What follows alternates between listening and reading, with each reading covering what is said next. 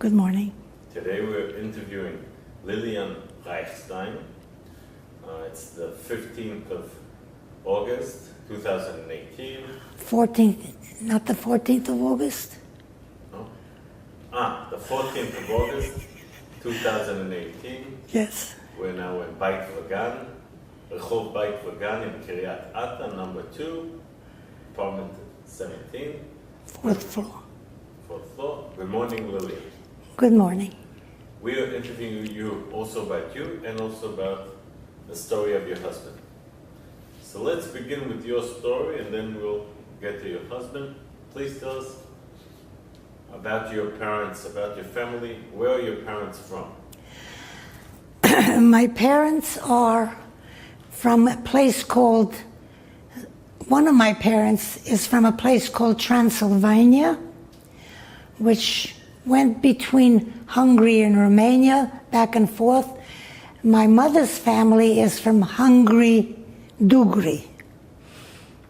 So there's the Transylvania, Romanian, Hungarian, and the Hungarian of Franz Josef. My mother always talked about... Can you tell us the name of a town or city? Oh, yes. The town in Romania, Hungary, is a town called Plopish. Plopish was an agricultural village in which, surrounded by other little agricultural villages, in which, as my father used to say, there were always 2.5 minyanim of Jews. That's Plopish. And that's a big story, but that's the story of Plopish. My mother's family comes from Hungary proper, from a place called Debrecen, where a lot of Israelis now go to study medicine. Israelis go to Debrecen to study medicine. Where were you born? I was born in Plopish. What's your original, Maiden name? Yeah. My family name is Kasovitz. My father was Kasovitz. What's your mother's family name? Baumol. Baumel? Baumol. Baumel. And where did they meet? How did they meet? It must have been some kind of a shidduch, because my mother was not very young when she married, in those years. Okay. So it was a shidduch between all of that whole big area of Jewish settlements in Transylvania and Hungary. Okay. Did you come from a religious family? Yes. Who wasn't religious? Everybody was religious then. Everybody who was not educated. Did you have brothers and sisters? Yes, I am the second of 3. My sister, who was 1.5 years older than I, then I, and my brother, who was 1.5 years younger than I. Both my sister and my brother have passed away. I'm the survival of a long family, of many who have already passed away. What year were you born? 1929. And until what year were you in? So you were born in the town that was... Plopish. Which is Romania. Romania, but it changed from Romania to Hungary. But when you were born, what was it? I think it was Romanian, but I don't remember. My father was born in the same town, and either he was Hungarian or Romanian. I don't remember. It changed all the time. What language did you speak at home? Hungarian. Hungarian, not Yiddish? No. Hungarian. The Hungarians, the educated Hungarians, went to public school. My mother went to public school. I'm talking about my mother, who now would have been 120, 130 years old. She went to a public school till she was 10 years old. the boys went to yeshivot. So the boys spoke Yiddish. But the house spoke Hungarian because the women did not speak Yiddish. Okay. What do you remember from your childhood in Lokish? Vague memories.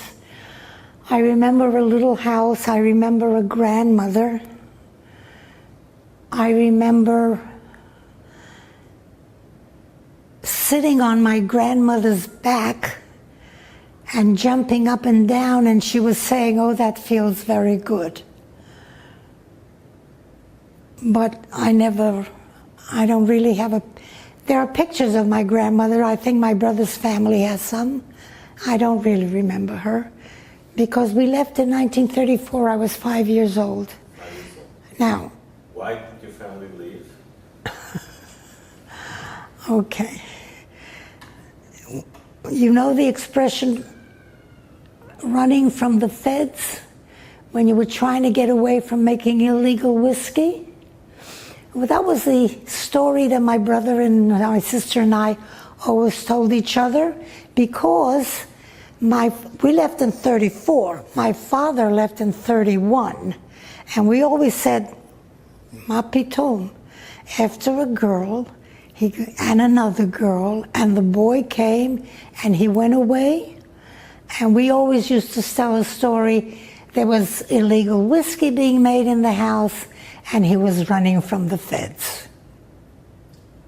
Oh. So your father left at 31? 31. Where did he leave to?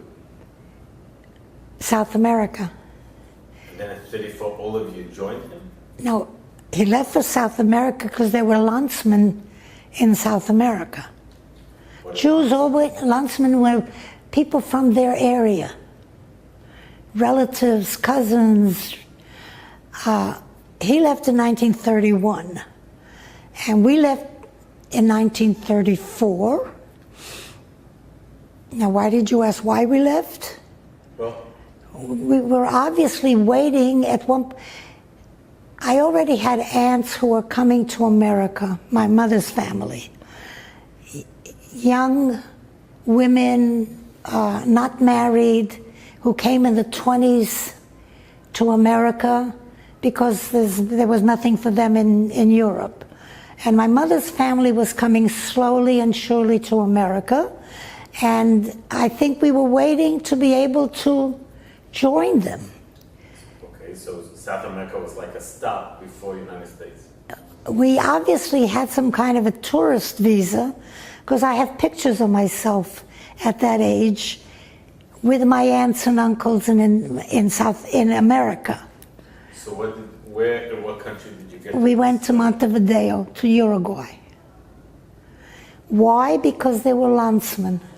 And your father was waiting for you there already? I don't remember. Let me tell you why I don't remember my father and why it never bothered me. In my father's family, there were 6 men, 6 boys and 1 girl, and they all looked very much alike. So I think when my father left, I was young enough to think, well, these other guys are around, and maybe I don't remember what I thought of them, but there were always men around who looked exactly like my father. So I have no memory of meeting with first of all, I hadn't seen him in 3 years, but I had no memory of surprise because they all looked like all his brothers. They all looked the same. Okay, so you get to Montevideo. How long are you there? 2.5 years. Okay, and you go to school there? I think I did go to school. I remember my sister and I went to some kind of school.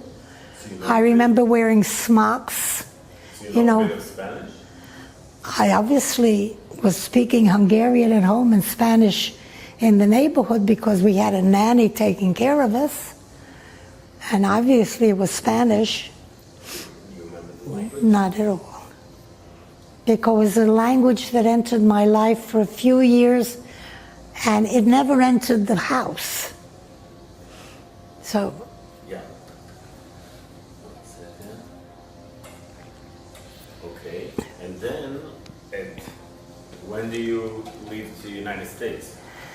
okay, we, in 1937, I think we finally got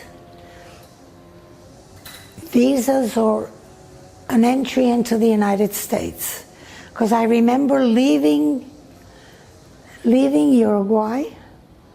My father and my mother, we are all together now. And the next I know, I'm in America. I don't remember the passage.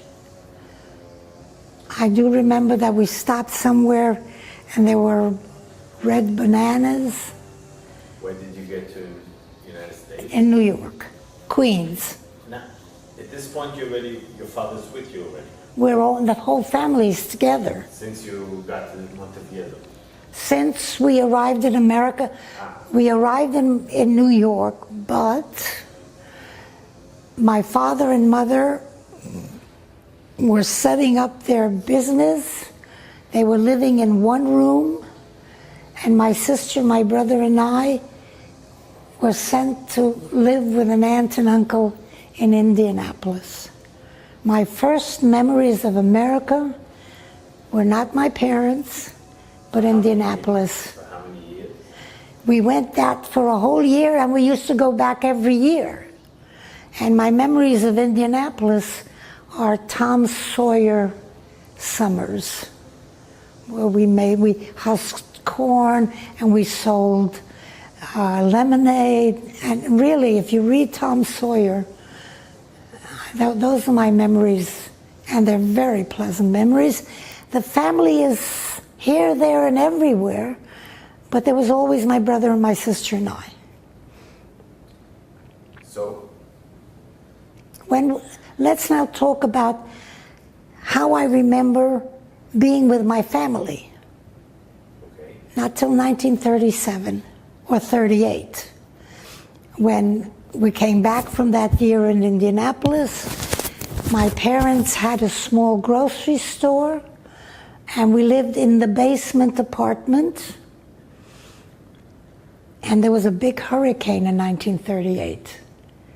And I remember the hurricane. But from then on, I was living with my parents in Queens. They were busy in the store. My sister, my brother, and I lived a normal childhood of Jewish immigrants in a non-Jewish world. Did you And I went knew, to public school? yeah, and Hebrew school in the afternoon. Always went to Hebrew school. Now, your father and your parents, they kept kosher, They were religious for that time. And religious for that time was quite liberal. Very liberal. When, as a young girl, I went to dances with boys. In shul, we had men and women, but we could see the men could see us. It was very, very different. Where did you live in New York? In Astoria, In Astoria.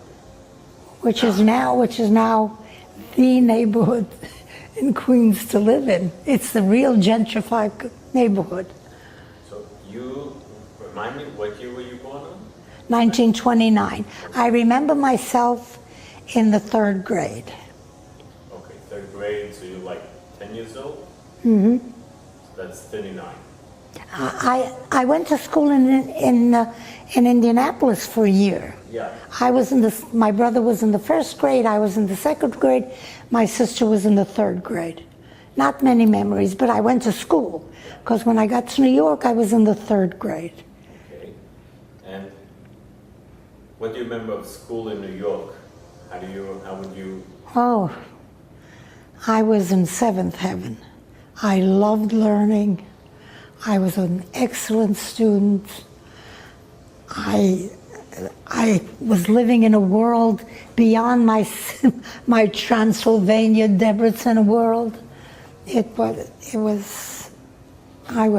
had a wonderful, wonderful, wonderful school experience. Did you feel any anti-Semitism in some way? Yeah. In what way? Kids making fun, but I remember a teacher who I thought was really anti-Semitic. I knew enough to know what anti-Semitism was. And I knew enough that most people didn't know that. And I knew enough that I was an immigrant in a neighborhood of other immigrants. I was different, but I knew the difference, and the difference was that I was Jewish. But everybody was different.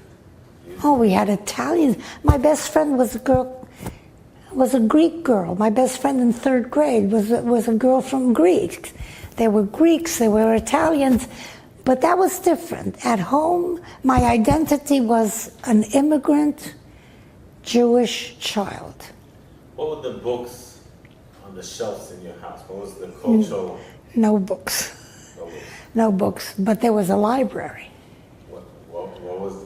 There were shelves but no books, you mean? There were we had nothing in the house. We didn't have pictures in the house. We didn't have books in the house. But every Friday, my sister and I, my brother was too young yet, would go to the public library, and she was allowed 6 books and I was allowed 6 books, and I would come home on Friday afternoon with my books and my sister's books, and all day Saturday I read. That was my cultural experience. Nothing else, no theater, no concerts, no idea of that other than what I read. Yeah. And then as I was growing up and going to high school, I got introduced to the cultural world, but not till then. Okay. 1945, you're already 16. 16. Now let's talk just about this time of World War II. Okay. What do you remember? What's the experience of World War II in your family, in your Okay. neighborhood? We obviously knew about it because by the end of the 30s, we were trying to take out the only sister who still remained in Hungary. Yeah. Unsuccessful. I remember trying to get out Bertush, the whole family trying to find ways, no success. I remember my mother, obviously we knew about the Holocaust, because I remember my mother saying, poor Bertush, she died with all her children. Who will give her her name? I was 16 years old. So this is 1945. I'm, But do you remember something before 1945, hearing about what's going on in Europe? I was very much aware of it. In 1941, I was in Indianapolis, the end of the summer, when the whole business of the World War breaking out, September 1st. And that was 1941 or something like that. I was 12, I was 13, and I was saying to myself, what World War? The war to end. Wars ended. How is it possible? I was already politically in tune with what nobody was reading, but with what I was hearing. And did your family got letters from your aunt? No, the letters stopped. No, but what year did this? 1944? I don't, no, not that late, way before. Everything stopped. When the Germans started moving Jewish communities. No, but to Hungary they came in 1944. Right, but this is maybe Romania. No, Hungary was 1944, but till then, there were no real problems. They weren't gathering up Jews and transporting them to the camps. No, yet. Not in Hungary, no. No, not in Hungary. They were using Jews in workforces. So that's what I'm asking, if you heard it from your aunt until 1944. I don't remember hearing from them. I remember later, when I was reading history, I remember learning that that's what was happening in Hungary. That my uncles who were in Hungary were being used by the Hungarians as workforce. But none of that came from the family. The family didn't know. It only came from me when I started really knowing and being very interested in what was happening. Can I tell you a story about newspapers? We were maybe 9, 10, and 11 years old, the three of us. My father was reading a Yiddish newspaper. My mother was reading a Hungarian Jewish newspaper. And we came to my father and we said, it's not fair. We want to read a newspaper. And a long story, and my father says, you're right, and he gave us permission to start getting our own newspapers. So we were reading newspapers from 1942, 1943. So you were aware of what was going on? I was reading newspapers. Okay. Were you a member of any Jewish youth movement, Zionism? Did you hear of Zionism? Did you hear of Palestine? I heard of Palestine. What did you hear of Palestine? When I was 12 years old, a teacher came, and we were the last class in the Hebrew school. We were the oldest class, and this teacher by the name of Mr. Berdichevsky. So I was 12 years old, 13 years old. At the end of the Hebrew studies, where we read Dinim, and we read the Parshat HaShavua, and we read the prayers, he said, you know what?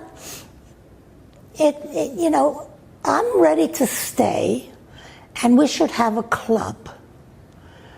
It's not testing, and it's not prayers, and it's not dinim, just a club. And we can play games. And what group of 12, 13 years old isn't ready to stay and have a club with an older teachers? And so we stayed. And his games were, in Palestine, how many oranges are collected every week? Every game he played had to do with Palestine.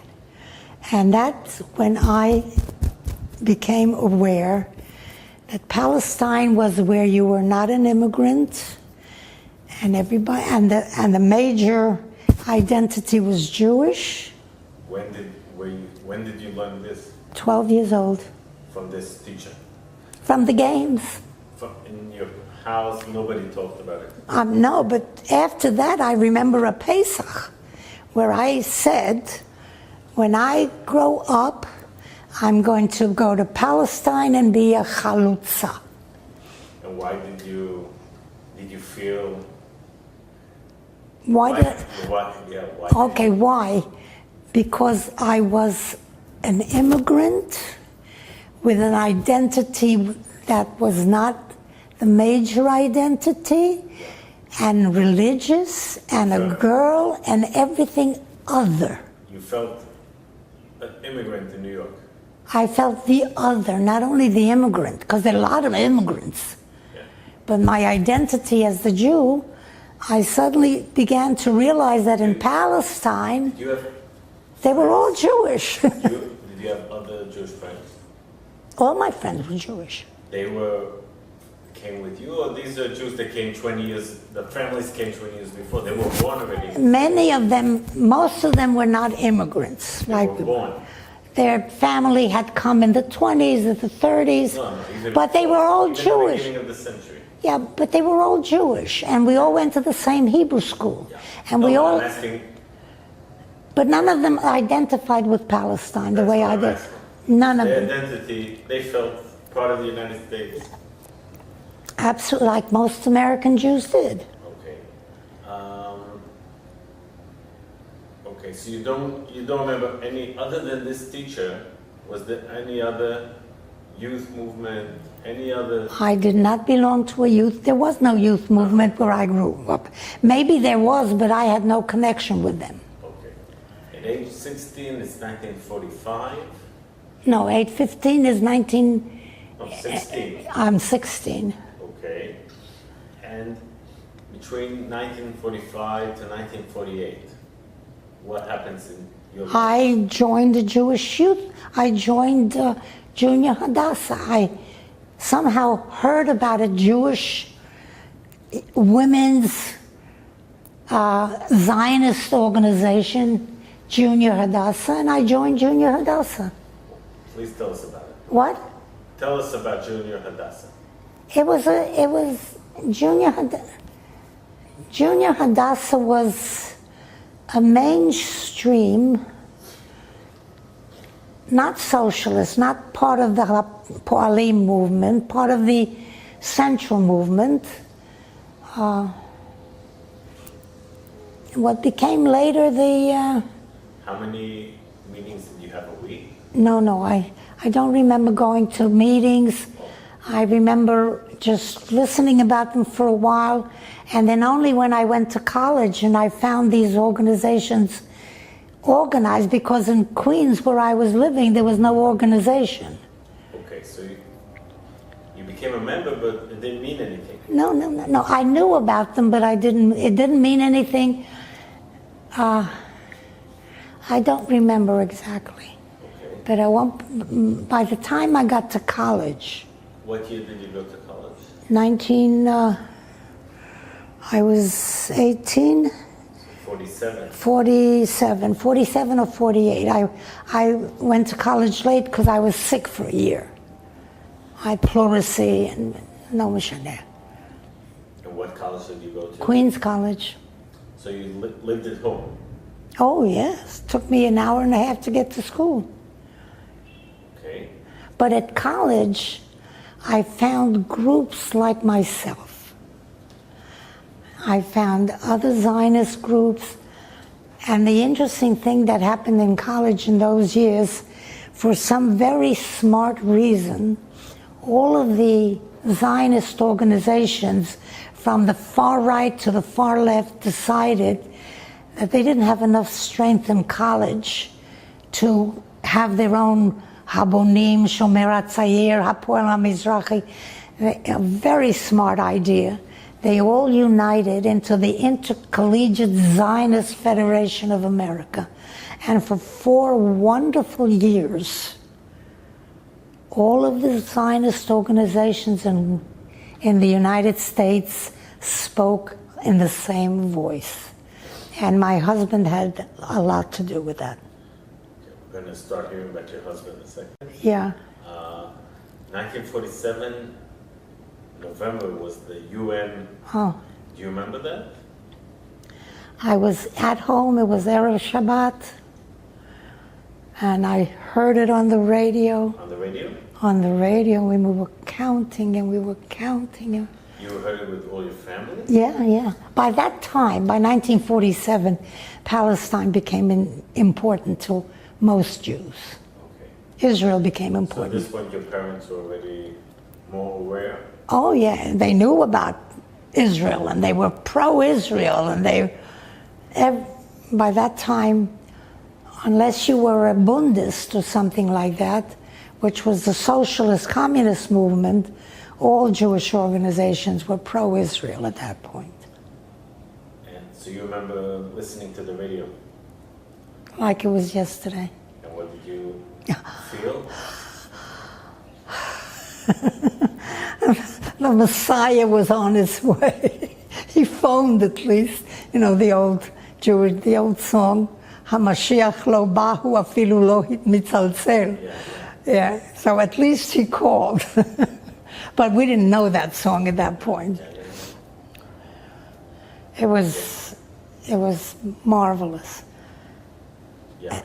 And I think by that time I was already dating, and every time I got somebody to date, my first question was, were they going to go to Israel? And if they weren't, There was no second date, so I just, So you knew already you want to move.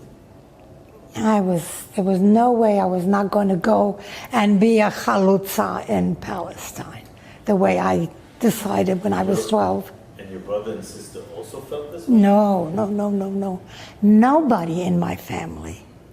Not my brother's family, not my sister's family. Nobody made Aliyah. I was the only one. So maybe that teacher, Baldichevsky, maybe he's the seed. And the name Berechevsky is also very nice because he came from the Askola of the enlightened, right? What was his name? Berdichevsky. Berdichevsky. Weren't they part of that whole Enlightenment movement? And Sure. I'm going to Google later and find out. But there was a whole movement already in the 1920s, and the 1880s, excuse me, when the Zionist movement began, of the enlightened, the Anshe Haskalah. In 1948, Yeah. where were you? You were in college? I was in college. I was dating. I was limiting myself to my emotional contacts only with people who were going to go to Israel, preferably to live on a kibbutz, but that, preferably to live on the kibbutz, but then... You read about a kibbutz, you read and heard of kibbutzim. Yeah. A chalutza. Yeah. Who were the chalutzim? Now, about the war, what did you hear about? Did you independence? May 15th. What you remember the independence? How much did I know about what was happening? Not too much. My husband knew.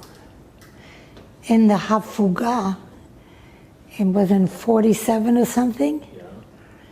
He came with a group of... So we're going to hear. Okay. I just want to hear. I didn't know. I just knew it as a dream that I was going to do when I finally married another guy who wanted to go and be a chalutz. When did you meet your husband? Quite early in my career. No, let's progress. 48, there was the war. Afterwards, when did you finish college? I finished college in 1950 or 51. By that time, I was very active in the...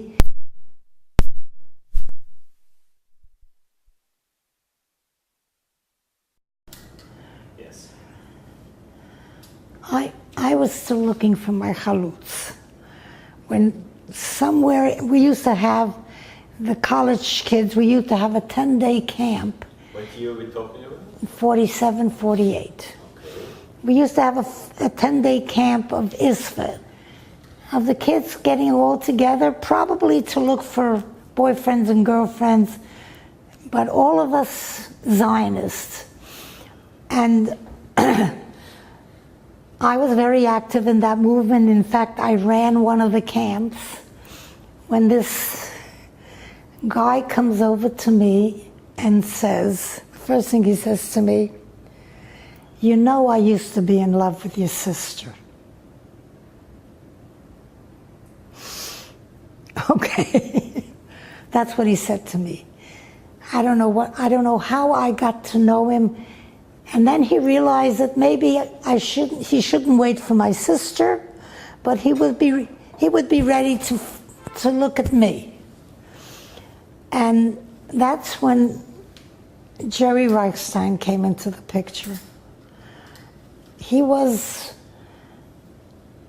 hearing impaired. He had lost one eye as a child. He had the strength to overcome all of his weaknesses and force himself to look at the world and say, look, I can do this. I did this. I want to help everybody else do this. Let's hear about his life story. Where his family, his parents, where are they from? They came from Europe. His mother was already born in America. Where from Europe? Poland. And his father's side? His father's side came from Austria, Reichstein. Okay. Okay. They came to New York. He was born in New York. His mother was born in New York. Yeah. She was born in 1901. My husband's mother was already born in New York. Now, he grew up in Queens? No, he grew up in the Bronx, which was also a big area of lots of Jews, all kinds of Jews. You already came from a family which was economically a bit higher than your family? Much higher. Much higher. My family was considered peasant. Yeah. Nobody learned anything. A grocery store guy. My mother was very learned, but she never got to use her other than read her newspapers. My family would be considered peasantry by the Reichsteins, who already owned a factory and were real Americans. And were they religious? no, No. they were Jewish. Yeah. Their house was kosher because the grandmother lived with them. But they were, religiously, they were less religious than Oh, much less. They used to go and eat in restaurants. Maybe they went to shul 3 times a year. There were the 3 times a year people who went to shul. They were committed Jews, but not practicing Jews. Okay. And that was Jerry's family.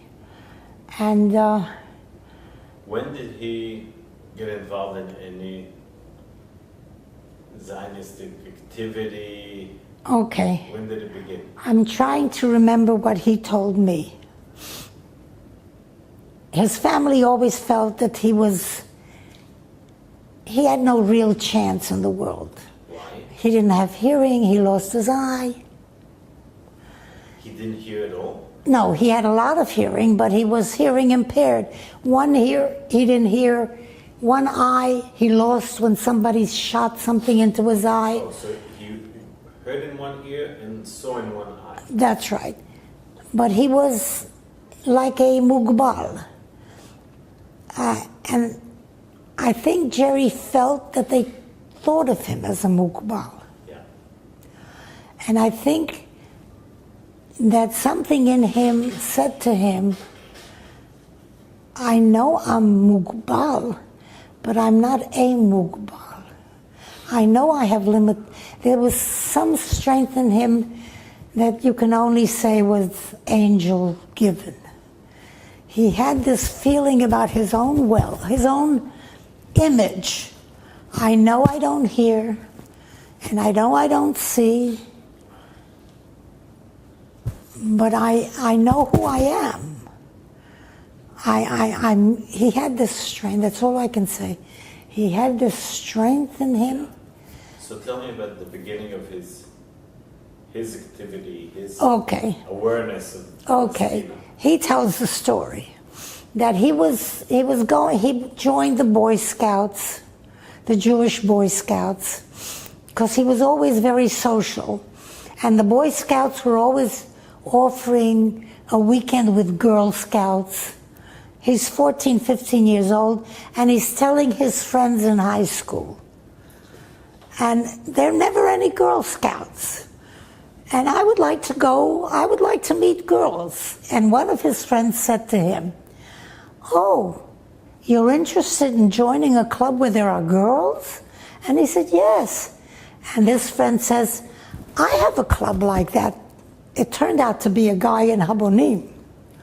And this friend said to him, I have a club where we have girls. And then Jerry used to tell the story. It took him 3 weeks to realize that it was a Jewish club. It took him another 3 weeks to realize that it was a Zionist club.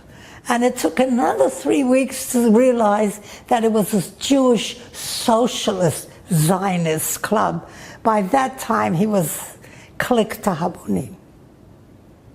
That's the story. Everybody in the family knows it. That guy who said to him, I know somebody, I know a club. We used to talk to him forever about that story. And that's how... So that he was 14 He was 14, 15. when he went to the Bonim. This was for a summer club or during the year? I don't remember. It was meetings, because Habonim was a very popular Jewish Zionist socialist organization in America. Yeah. There was Hashomer HaTzair, there was Habonim, there was Agudat Yisrael, there was Mifleget, there was the religious Jews. Everybody had their youth groupings. So he goes to the Bonim. Yeah. And what does he learn? What does he discover? He discovers that this is for him. And what did he discover? He discovered that there are girls. But by the time it was Jewish Zionists, all of his friends were there. The Zionism used girls to bring the What? boys. The Zionism brought girls and boys to be together to make interest and make... And then it was socialist, that by then they were his chevra. They were the ones he would see in the middle of the week because they had meetings. And he had marvelous, and all of them, by the way, that whole group of Habonim, they remembered Jerry with his hearing problems and his eye problem, and it was always, it wasn't a joke because they admired him by his ability to overcome. It was a very liberal approach. Yeah. They accepted him. They loved him. Yeah. Actually, they loved him because of how he was ready to do. They loved him. What can I tell you? What was their activities? What did they do in the Bonim? Do you know?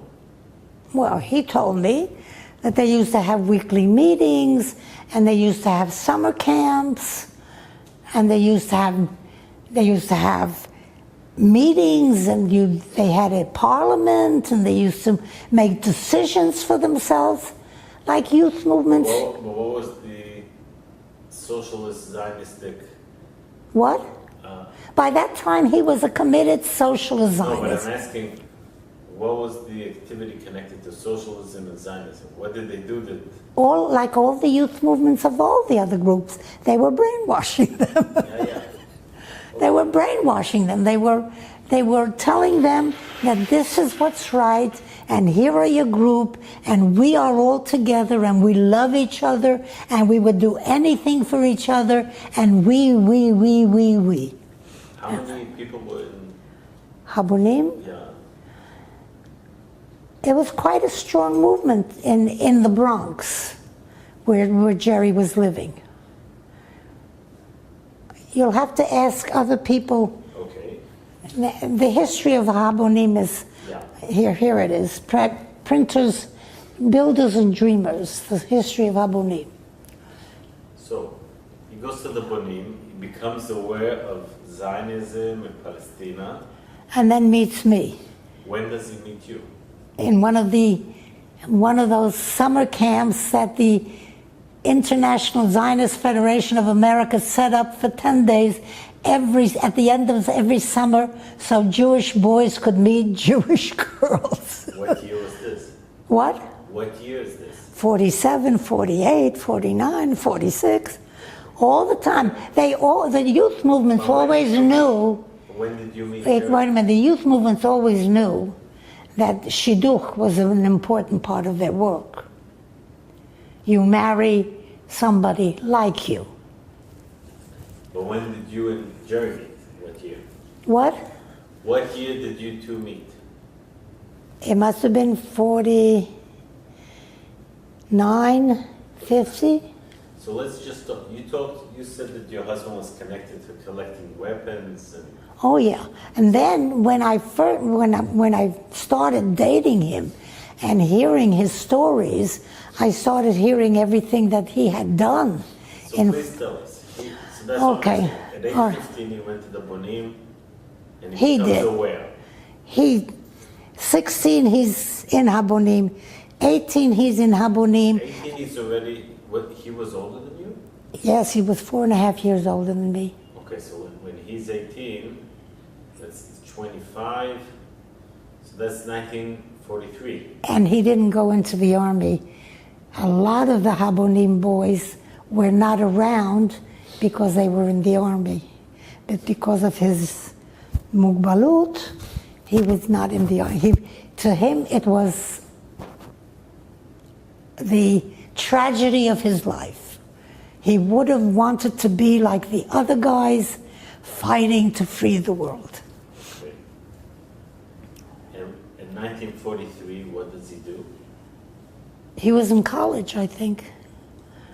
And then through Habonim, they were, one of the stories that I heard tell, they were busy in some kind of big factory in New Jersey making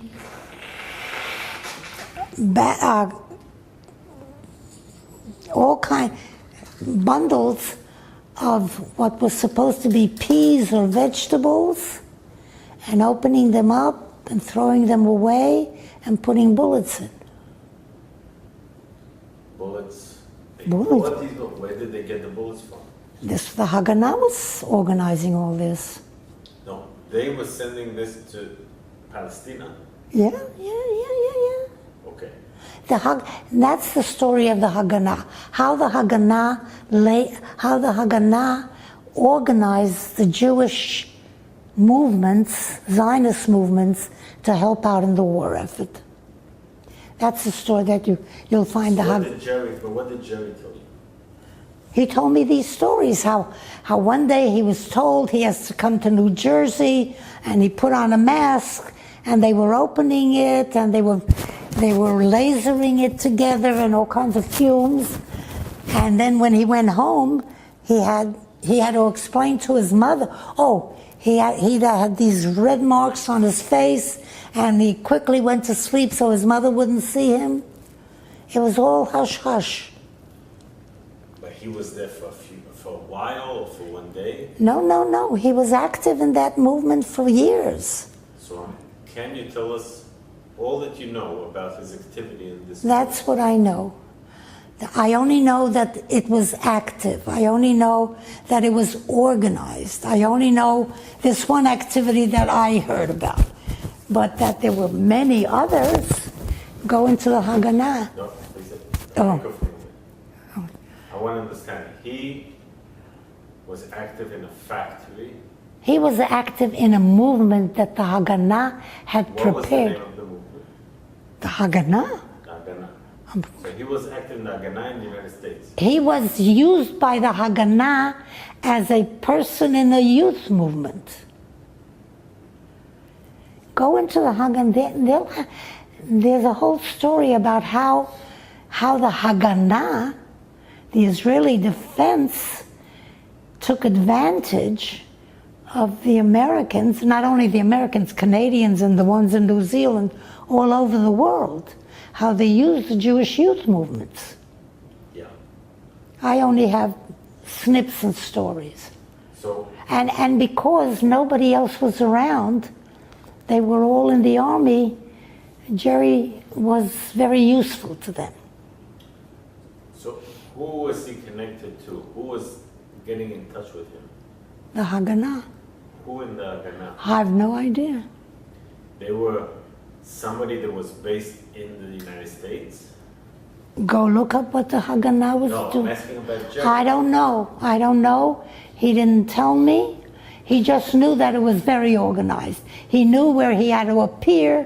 He knew when he had to do something. He knew he got orders. Okay. So please tell us, what are the things that he did? That one story. That's the only story that I knew, that I heard. Now, why didn't I hear more? I don't know. Now, Because by the time we were really dating, that part of the story was over. The state had already been... That's what I'm asking. Like, until 1948, was he active? Until 1948? I assume so. I assume so. If Haganah was active, he was active. Okay. Do you know of any meeting he had with someone? Phone calls? Somebody from the leadership of... I only knew that he knew that it was organized and that it came from way, way above, and that when he got the Pekudah, he knew what to do. That it was very organized. That's all I know. Did you try to talk to him about these things later in life and he said, no, I can't talk about it? No what? No, that subject was a thing of the past, because in 1951 and 52 we were already in statehood, and we had other problems. You told me something on the phone that Golda Meir or something? What? Did he, I think you said on the phone that he had some connection to Golda Meir or something like that. No. I just know about Golda Meir from this book. From the book. She was involved in that. Yeah. No, but Jerry later became very involved by a lot of the people who were important in the Habonim and the Haganah. 1 second. We're gonna let. No, Okay, let's pray. I have a picture. 1 second. So, Jerry later, when we came to Israel, 1 second. Let's. When did you both get married? 1952. In New York. Okay. Now you said that you looked for somebody that wanted to come to Israel. He told you he wants to move to Israel? Yeah, of course. But by that time, and Jerry had a fabulous sense of humor, he said to me, I'm not going to be a chalutz. I can't compete with those Israeli blonde chalutzim. I'm not going on a kibbutz. I'm going to Israel, but I'm not going to be a chalutz, and I'm not going to be on a kibbutz. My job in Israel will be different. I accepted that. Did he study? He studied, what did he study? Special education? He studied, his mother wanted him to be a teacher of the deaf, because he had gone to a school for the deaf when he was a little boy. And it was the wrong place for him to go, because he had hearing, but it was the only place that they could put him. And his mother always used to say to him, be a teacher of the deaf. And he thought that was playing him down. He thought he could be a doctor, he could be an engineer. What did you study? What? I studied English literature. And then because Jerry said, Lilian, what are you going to do when you get to Israel? Study something. He was very smart. So I studied teaching English as a foreign language. And then by the time I got to Israel, I was so above everybody else teaching English that I could get any job I wanted. He always said, Jerry said, have 1 degree more than the one you need. Because I didn't want to be a teacher. Yeah. So let's see, 1952 you get married. Get married, and I get a free trip to Israel. For who? From the Zionist Federation that I was working for. You worked in the Zionist. I was working in the Zionist Federation as the educational person. And they were bringing a whole group of people to Israel for the summer. Jerry had been in Israel in 1947. And I asked him, married 3 months in the Hafuga, Why did he come here? because he had organized a group of Israelis going to Israel by boat during the Hafuga, in between the war. Israelis? No, American Jews, students, They came here to in do what? 47. What did they do here? They were taken by the Jewish agency all over. And he brought back a lot of things from Vezalem that they could still buy because the old city was not out of the way yet. Anyway, so he had been here, and I said to him, I begged him actually, I have this free trip to Israel. And I don't know when you and I will be going on Aliyah. Can I go? And he said, of course. You were married already? 3 months. And I said goodbye to my wonderful husband who gave me leave to follow what I need. I said, you've been there. I have to see it myself. And he says, go ahead. He then figured out a way to join me for 2 weeks, but that's another story. So you went, and what did you... I went everywhere. I went all what they were showing, what they were showing Jewish Zionist groups, they were showing the Kastel and they were showing Jerusalem, everywhere. We went everywhere. Mevaseret Zion, I remember people living in huts. Mevaseret Zion was a Taimani settlement or something like. It was not even a Mabara. The Mabarot were later. I have a movie of that. My son has the movie. Okay. So you came here for how long? I came for the whole month. But Jerry joined me the last 2 weeks. He found a way to come. Okay. And then you went back to the States? To the States, and we worked and we made decisions as how we would come, and he got involved with organizations of the hard of hearing, what they were doing in Israel, and he already had contacts with people who were dealing with hearing impaired children. He already knew that that's what he was going to be interested in, and he already had contacts here. And when we came, I mean... What year did you come? We made Aliyah in 1954. Where did you move? Where did you live first? We lived for a month in a dirat klita, 3 rooms, and every room was somebody, a remarried couple. And after a month, we said, this is what the agency is giving us as a married couple, this is not for us. And we left them and we started doing things independently. Well, where was this apartment? Where in Israel? What? It was somewhere in, I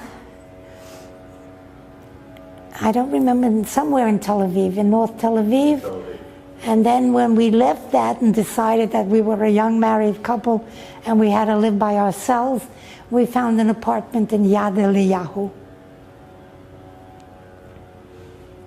So you lived there for how long? Till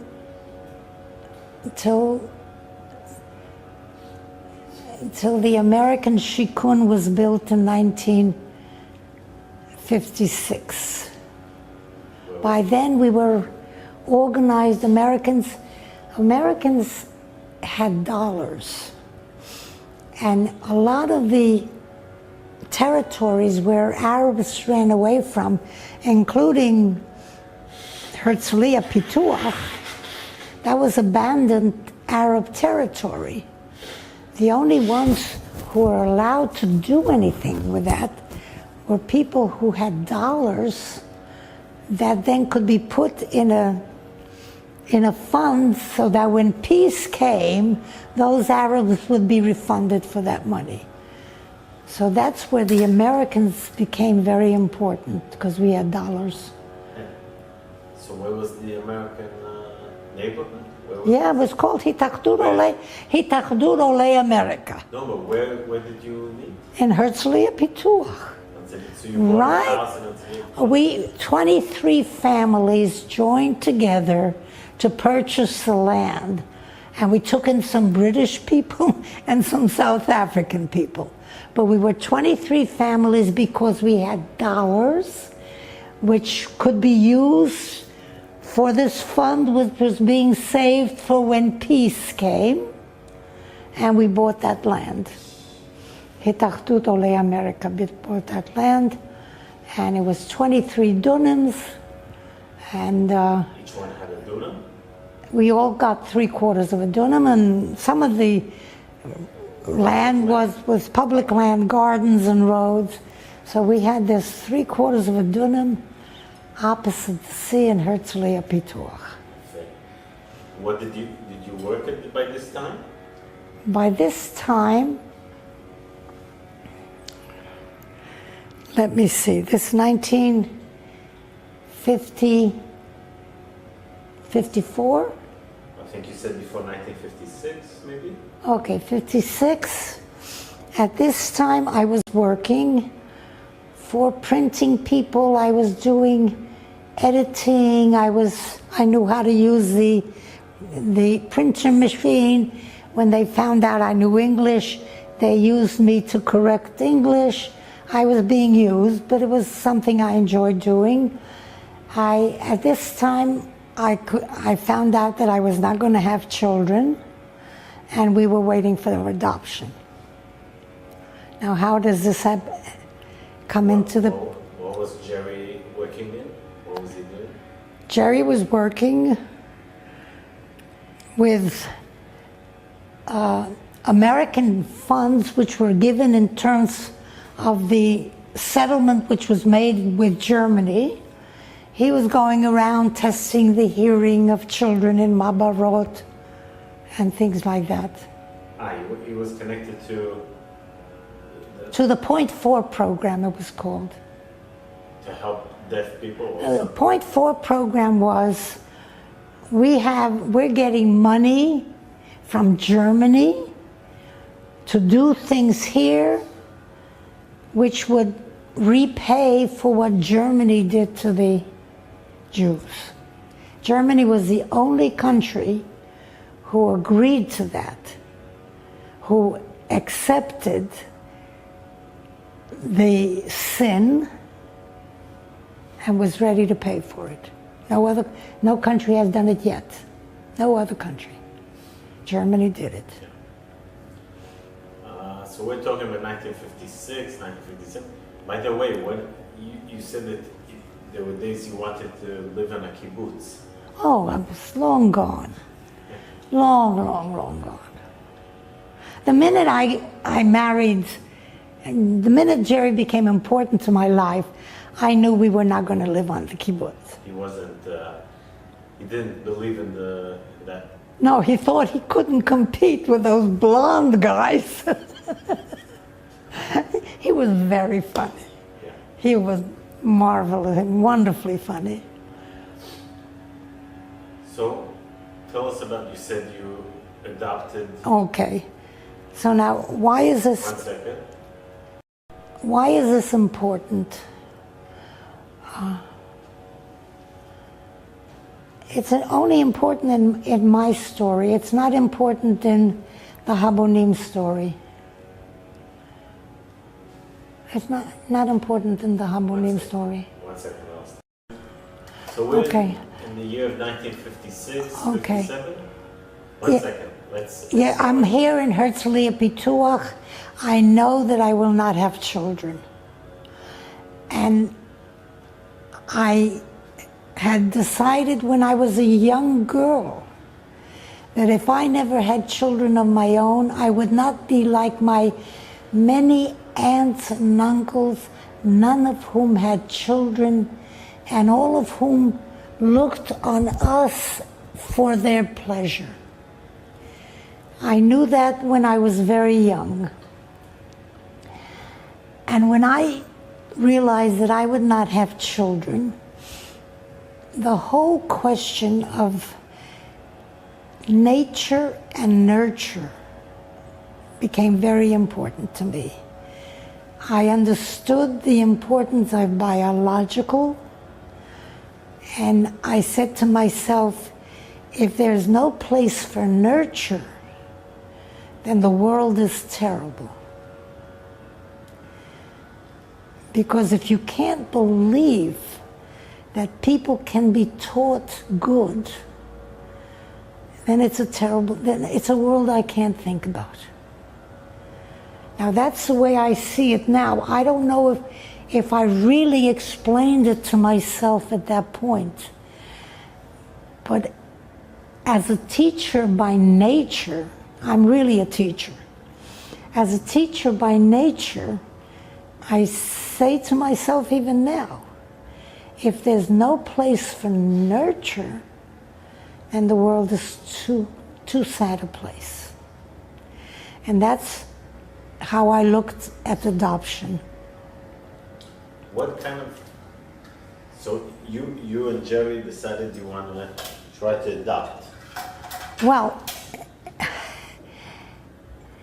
let me put it this way. I don't really know how deep Jerry's desire to pass his biology was important to him.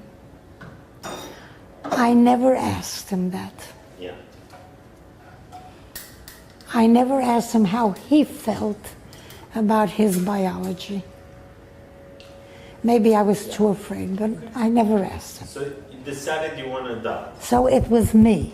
Okay. What was... Jerry came along with everything I needed. What was what kind of system of adoption was in Israel in the 1950s? Okay. This is interesting historically. What By the 1950s, it was just before the pill came into, and girls were getting pregnant. Yeah. That's the basic story. Girls from rich families knew how to deal with it. That was to my benefit, because I was already working with a doctor who was investigating why I was not able to have children, and I was already investigating with a doctor who already knew what people were doing, who had funds, and how this, not black market, but the market was dealing with young girls who became pregnant and whose families dealt with the problem. More than that, I don't think I want to say. You mean this wasn't something formal? It may have been even illegal. Who did you talk to? Who was your connection? A doctor? I was involved with doctors. I was involved with Misrad HaMishpatim. But they connected you to a young woman that was going to give birth? They knew of a young woman who was going to give birth, Yes. and who had already denounced her claim to that child. And she wanted to give him to adoption. We had no idea anything. But the story in my mind that I always told my daughter, who was adopted, is that she must have wanted you. She couldn't take care of you. I always made that biological connection positive. She always knew that we were not her parents. I mean, from the age of 3 or something, she was already aware. She already knew that there was a biological birth person. This was someone in Israel? Yes, it was all in Israel.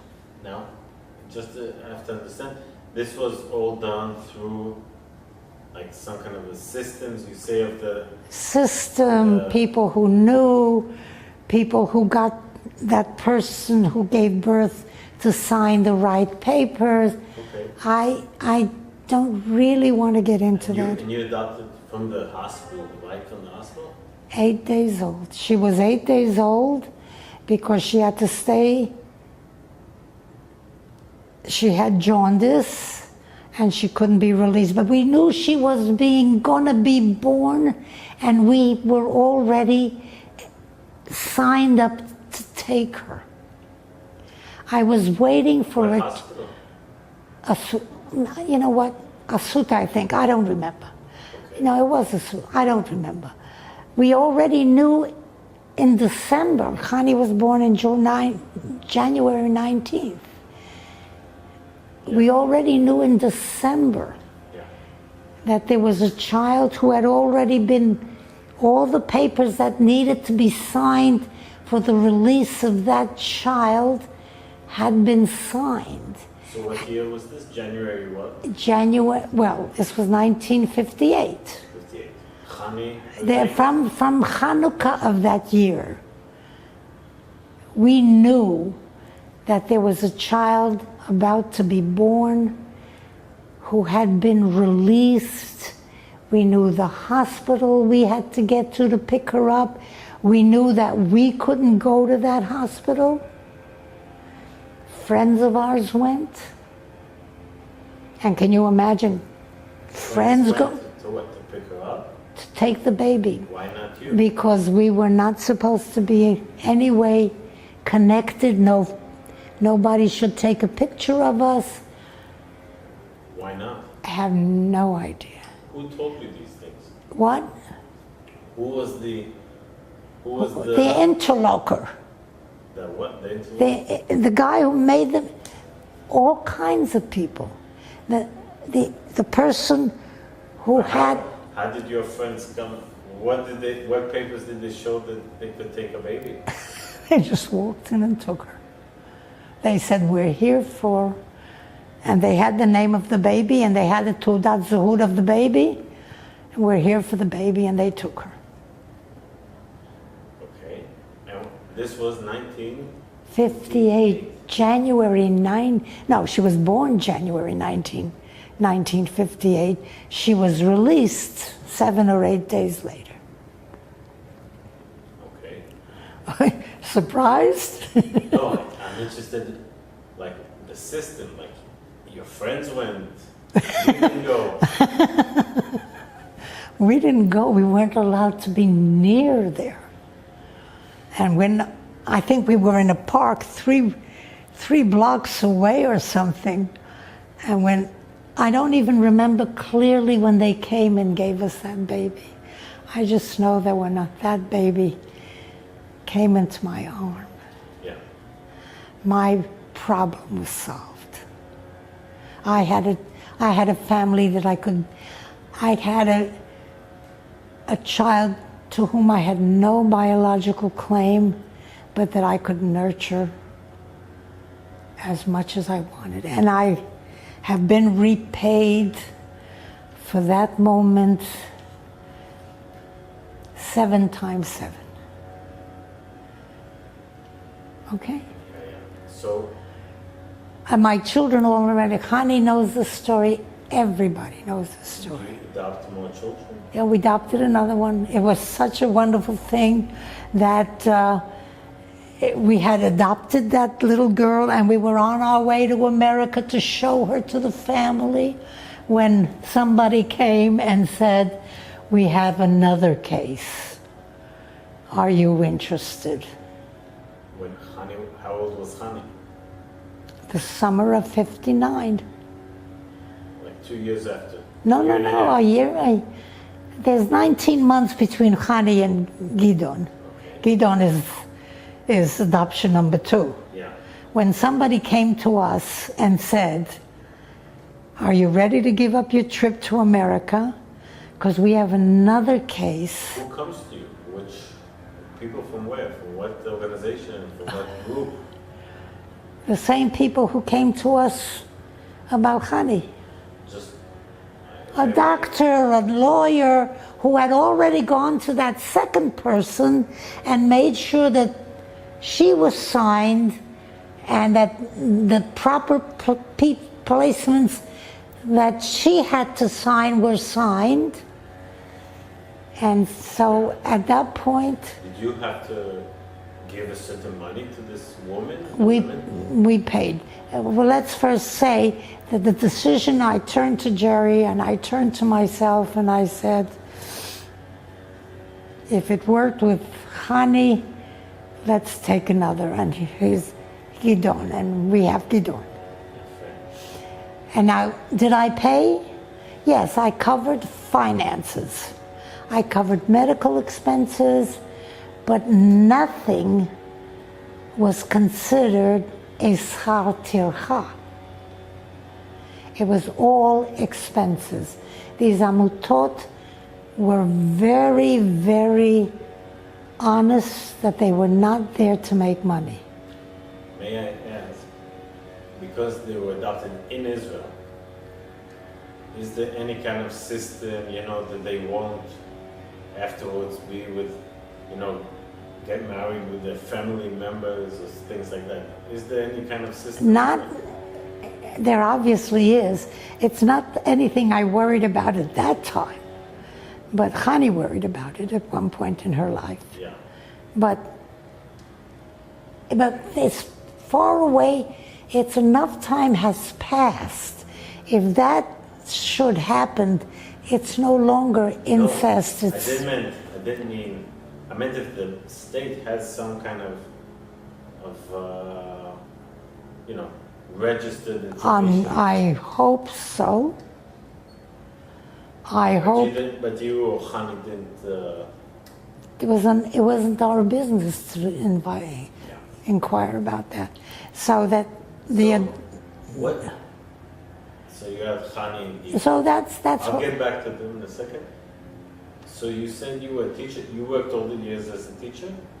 I worked many years as a teacher, even though when I was coming to Israel, I was not planning to teach.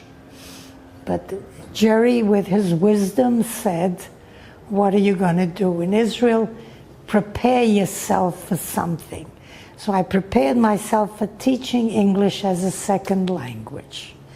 And by the time I got to the point where I was ready to become a teacher, I was pushed into it. Somebody was calling me, some inspector called me and said, you have a degree in English. You have a degree of teaching English as a foreign language.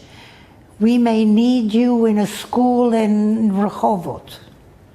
Are you ready? And at first I said, no, no, no.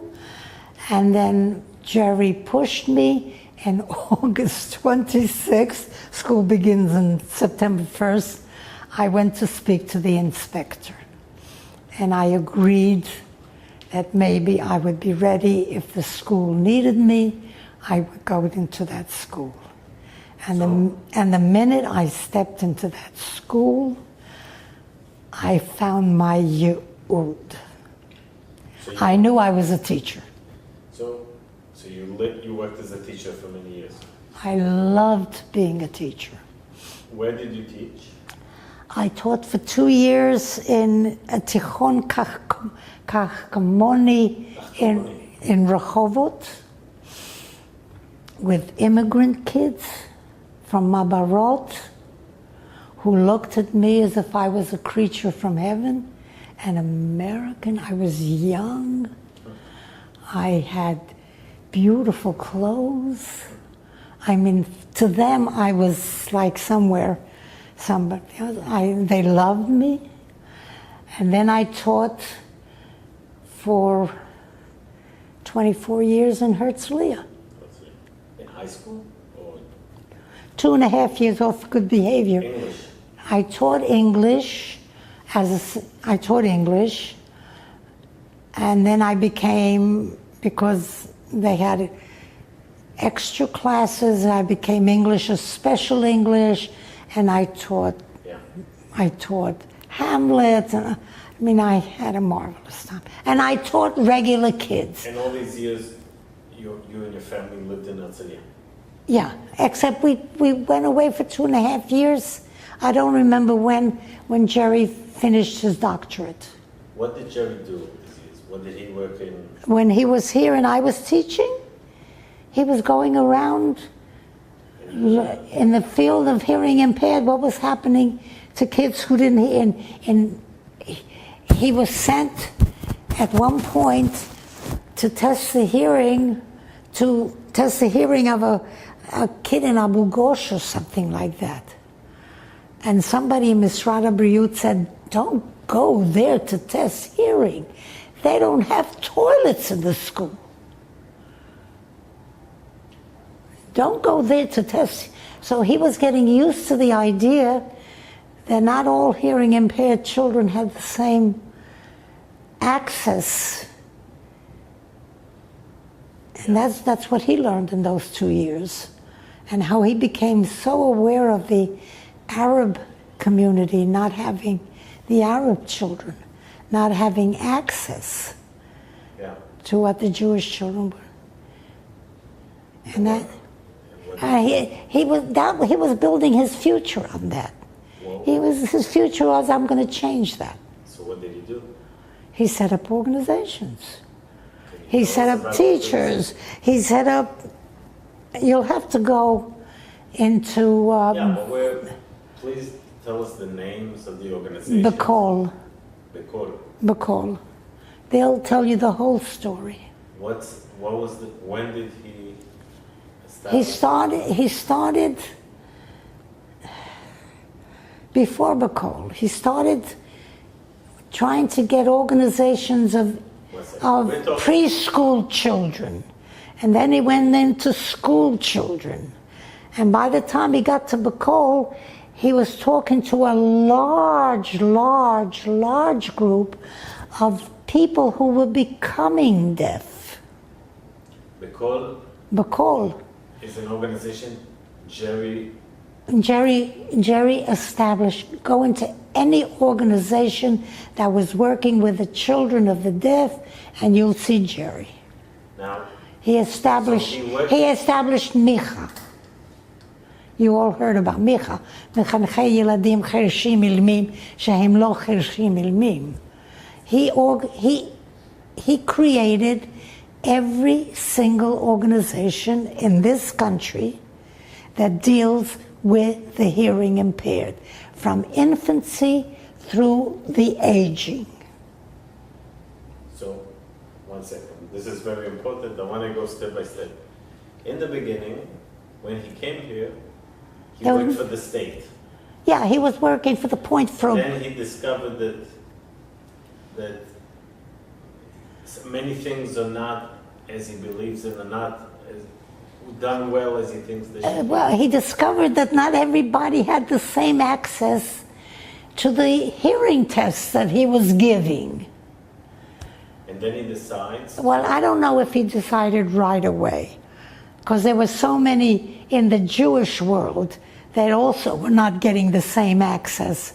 I don't remember when he became so involved with Natzrat and things like that. That came much later. But slowly but surely... So let's talk about the 1960s. 1960s, he already starts to establish organizations. What's the first one that he... Oh, before, I don't remember when he established. The first organization he established were Iraqi Jews who were very rich and very educated, who had an ear doctor, who worried about their children, and he got those families together to worry about their children. And the important name there is a Dr. Korine, Korine.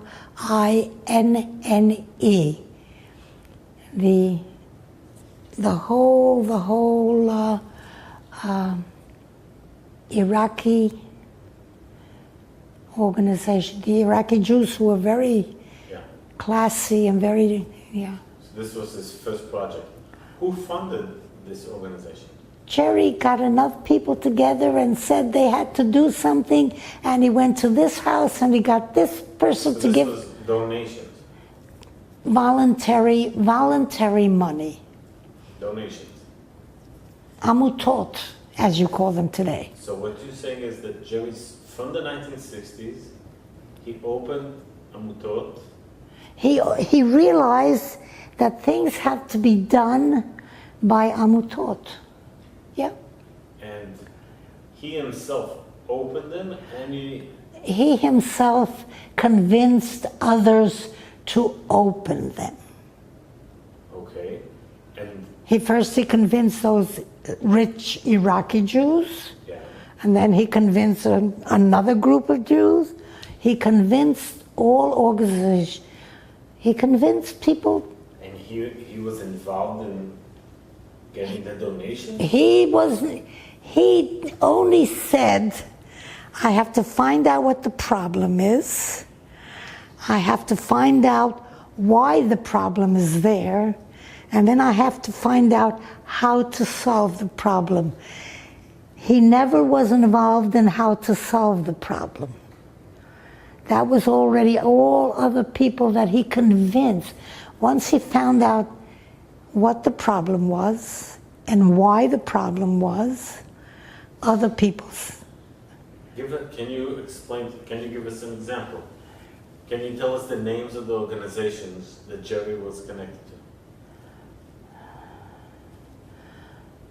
The early ones, no, but it's all in Bacol.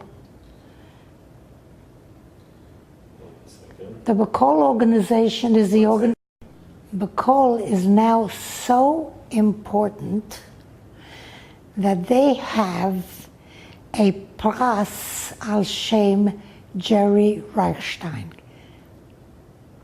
So your husband was basically one of the most important people in empowering and giving help and aid to the Hearing impaired.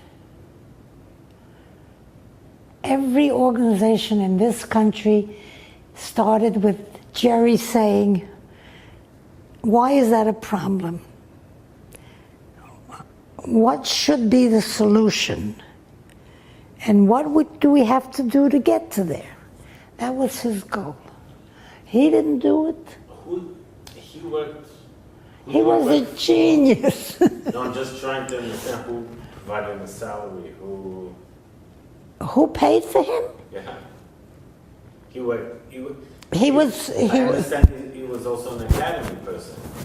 Oh, that was much later. When he joined the university, he became a professor at Tel Aviv University. What did he study? He studied special education, and they had a whole department of the hearing impaired, which was there because somebody convinced Jerry to do that. Jerry, in terms of his own parnassah, what's the word parnassah in English? His own whatever. He never had to worry because he was always working for somebody who was paying him. He never became rich. Many times people came to him and said, let's set up our own clinic. Let's do something. And he always said, I told him to say no, because basically at that point when you become private and your goal is to make money, you're going to have to say, oh, this is not important enough. I can't deal with this. And Jerry could never say that. Jerry could never say, this child is not worth it. What other big projects? Can you tell us? You started saying about the Arab public. What did he do for the Arab public in the deaf? I don't say he did it. Yeah, part. But because he was there for someone to do it, there are earphones in every theater. There are public address systems and instant hearing. There's a hearing person, not a hearing aid. There's a sign person signing in almost every theater. Those are just a few things. I mean, That he was connected to? that because of him, it now exists. And he brought this awareness from the United States? He brought this... No, he brought this awareness from his own himself, who said to himself, I never asked him, but who said to himself, I know who I am. No impairment is going to stop me. And I remember him saying, his parents never wanted him to ride a bicycle, and one day he saw a bicycle, he rented it, and he got on the bicycle and rode the bicycle in front of his family. He always had a strength in him. I hate to say, that's God. There's no way of explaining it. So he became a very known and respectable person in the community. Oh. My grandchildren in high school, in Yagur, they go to high school, and one of my grandchildren once said something about, they were talking, there's a big program to integrate hearing impaired children with regular children in Yagur, and once one of my grandchildren said something about, yeah, my grandfather had something to do with that. And the teacher says, who's your grandfather? He says, Jerry Reichstein. He said, you are Jerry's grandson? 30, 40 years later. Okay. Let's progress to the 1970s, 80s. Okay. So you were still a teacher, and Jerry was involved in... Jerry was becoming more and more important in the field of hearing impaired. That's only a small field, by the way. There's a whole field of the blind, but we're talking only about the hearing impaired. And he was becoming famous. He was around the world. He was invited to international conferences to speak. It was okay. When did he go to study in university, academy? When did he? No. We went back to the United States for him to get his doctorate in education. When was that? The 60s? Hani and Gidon were 5. Hani was born in 1958, and she was maybe 3, 58, 59, something like that. 60, 70. We were in the States for Jerry to get his doctorate so that he can come back and be involved with academia. Because there was a need in academia. There were more and more programs for the hearing impaired. There were not enough people who knew how to deal with them. Yeah. Okay, so we forget about me? No. When did you retire from teaching? I retired from teaching, I don't remember, but I retired, I remember, when I was 60. I was 60 in 1989, or born in 29, and 60 years later, 1989. I retired when suddenly I realized that my husband Jerry was in academia, and his whole summers and October was spent going abroad to conferences. And I was here because I was a teacher. And I said to myself, wait a minute. So I decided to leave teaching. When I left, my colleagues were afraid I was sick. because they had no reason to understand why I retired at the peak of my career. You still lived in Herzliya? Yes. Okay. And what did you do after you retired? Well, I spent my life traveling to international conferences. And because I was the wife of, I could share his room, and I always offered to pay for it. And everybody said, no, it's covered, it's covered, it's covered. I went as a milava to all these fabulous places, to Finland and to Scotland and to Denmark. I just went around the world. Okay. When did you move here? When did you move to Kiryat Ata? Okay. Jerry had an irua mochi in the summer of 1982, if I'm not mistaken. And he was put into a Saudi place in Ramat Yochanan because my daughter lived in Ramat Yochanan. And 10 months later he died. And but I moved up to not 82. That's 2012. You said 1982.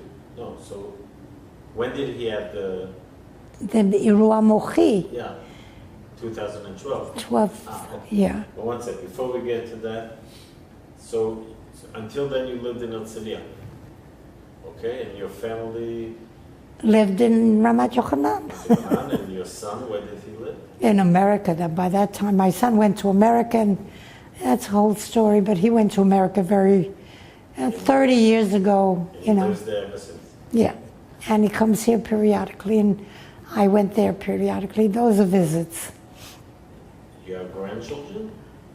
I have, from my daughter, I have, at the moment, 5 grandchildren because she adopted. After her 4 children were born, she adopted. The whole business of adoption is a big story in our house, and she adopted a 15-year-old. So I have 5 grandchildren at this point here, and I have a great-grandson here.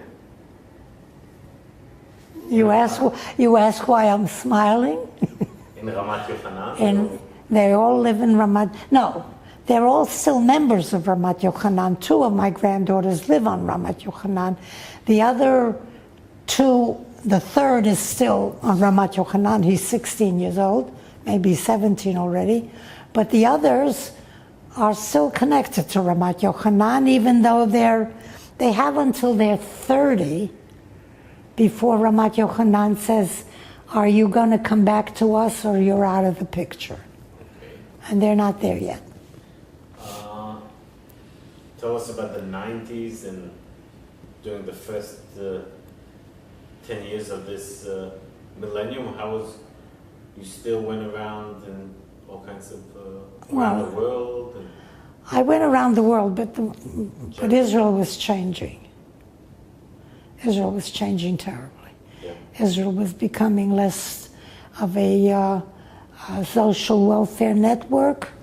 It was becoming politically different, and it was a different world. This influenced It was work? what? It was losing what it had been in 1948. And I still have hopes that we will get back to 1948 and that any Chok Le'um will be finished and we get back to the declaration, Hachrazat HaMedina, that has all the social networks that a good society needs. So I'll ask you, first of all, when did Jerry pass away, please? Jerry passed away on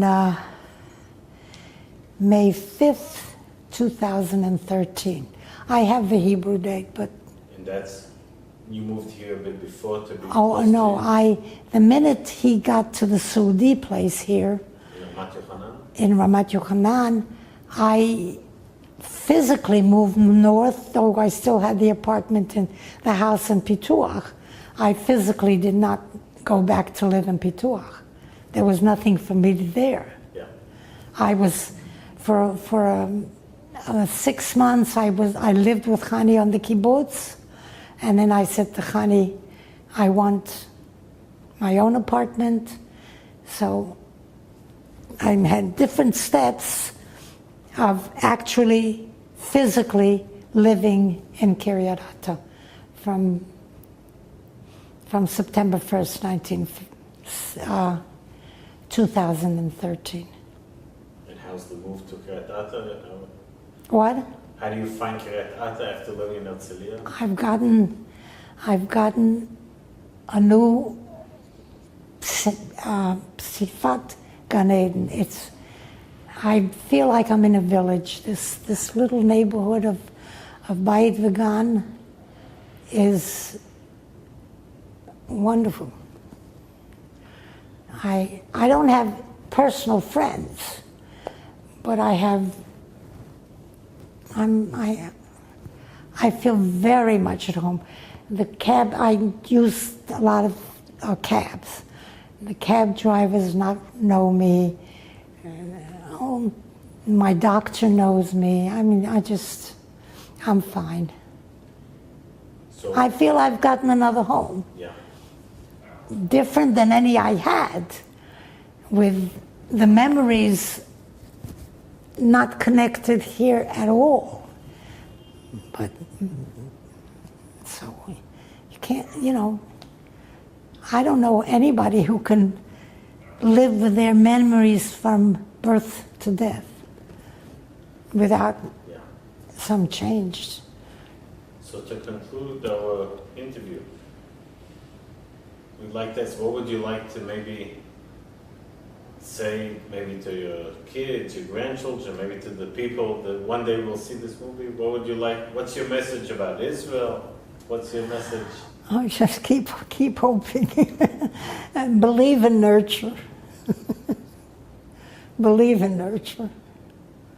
Because I think all societies grew out of nurture, not nature.